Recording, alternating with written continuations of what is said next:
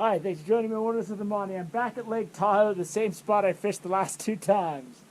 And Labor Day weekend just passed. I fished Marlet Lake for Wilderness of the Monty Patreon yesterday. Had a pretty lackluster day. I didn't get skunked, but it wasn't great.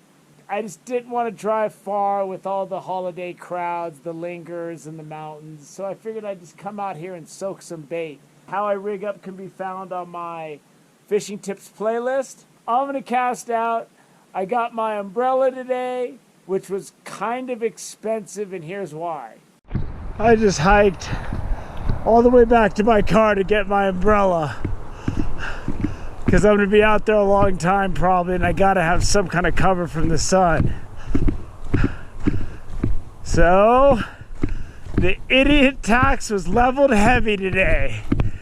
Hee-haw! So, I had to have it. I can't sit out here all day and not have some kind of sun cover if I'm going to have to grind one out. Because, I'm looking to sit here all day.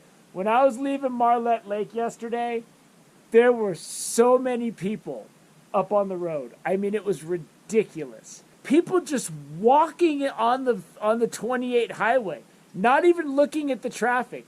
Like, not walking on the side of the road. There were cars parked along the side. They're just walking in the street. This one guy was just looking at his phone, walking in the street against traffic, not even looking at the cars that were speeding towards him. If I heard something horrible happened, it would have been tragic. I wouldn't have got a half smile like I do when I hear on the news someone got electrocuted stealing copper wire. But I mean, I can only feel so bad for someone that's going to walk in the road and not pay attention to the cars coming. I mean, he's going to cause an accident. God, I can't wait till the winter comes and these crowds break down a little bit. But I don't expect to see anybody down here all day. And I got a fresh 8-pound test on my reel, so I'm throwing it way out.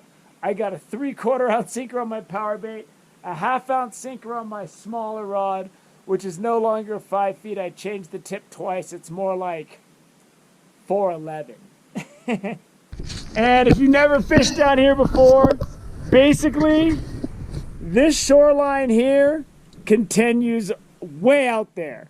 So when you catch a fish, you got to make sure you somehow keep them out of these boulders, man, and it's a battle.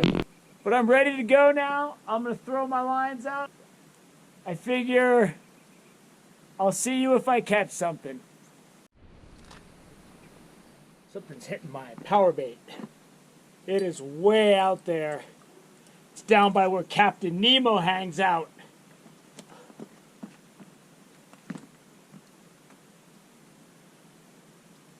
Come on, buddy. Where are you? He's here. He's nibbling. He's nibbling. Don't be beating around the bush, buddy.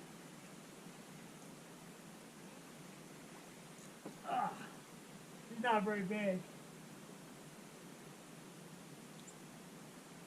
Maybe, I don't know. It feels a little better now. It's like he didn't know I had him. I gotta keep him out of these rocks, so there's big boulders everywhere.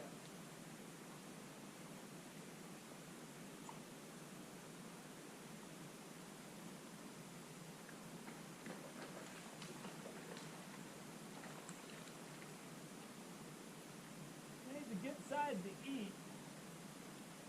I barely got him though, man. I gotta let this fish go if I can. I'm gonna have to let him sit in the net. The water's kind of warm.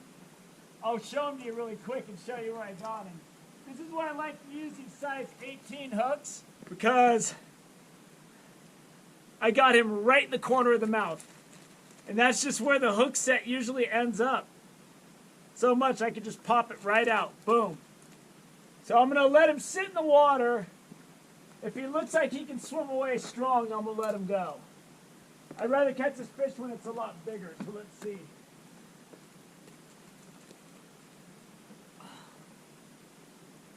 It's a good sized fish to eat though, I'll tell you that.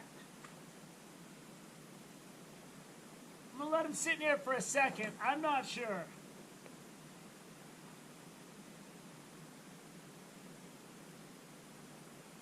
Right now he's upside down. So when the water's warm, fish have a real hard time recovering.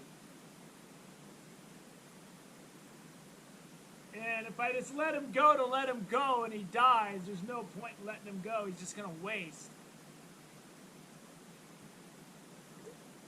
He's starting to thrash around. He's starting to thrash around.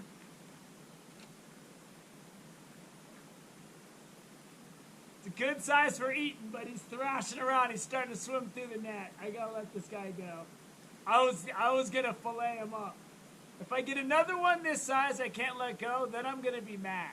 Because then I could have had a much better meal. See what he does. Give him a little bit more time. I gotta observe him. He's under observation. There he goes. He's fine. He didn't swim away super fast, but he's swimming away fine. That took a lot more time than I was hoping to spend on that fish, though. I should have just ate him. But let's get the lines back out. That guy got spared.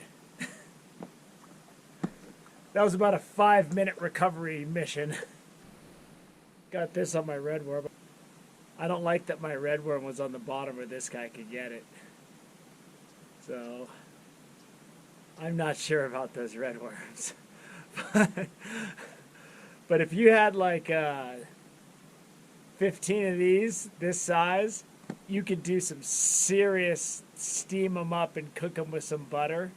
Their tails and their claws, they're really good, man. That's a real good eating size. Langoustino, baby tail lobster, for those of you who are old enough to remember that commercial from Sizzler. So I think that's going to be a wrap on Lake Tahoe this summer. And I think it's going to be a wrap on Lake Tahoe fishing in the summer period. I haven't really fished Lake Tahoe in the summer before this year. I really wanted to give it a try and see if I could get a lot of consistency with some larger fish. They're just not here like they are in the wintertime, man. And I think my Lake Tahoe fishing window is going to go back to ending at mid-June and picking back up around mid-November when the surface water's cold. I got one small trout I kept in the cooler. I didn't even turn the camera on when the thing was biting.